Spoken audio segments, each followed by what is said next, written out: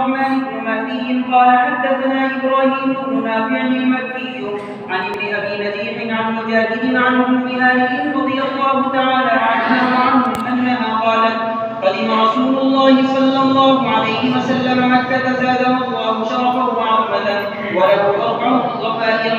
هذا حديث حسن. وعبد الله بن أبي نجيح مكي وأبو نجيح اسمه يسار. قال محمد رحمه الله: لا أعرف لمجاهد سماعا عن أم هانئ رضي الله تعالى عنها. باب. وبه قال حدثنا حميد بن مسعدة قال حدثنا محمد بن حمران عن أبي سعيد وهو عبد الله بن بسر قال: سمعت أبا كبشة الأنماري رضي الله تعالى عنه وعنه أنه يقول: كانت إمام أصحاب رسول الله صلى الله عليه وسلم رضحا. هذا حديث منكر. وعبد الله इमाम उम्मतुल के जो ना है इसके माने टोपी के हाथ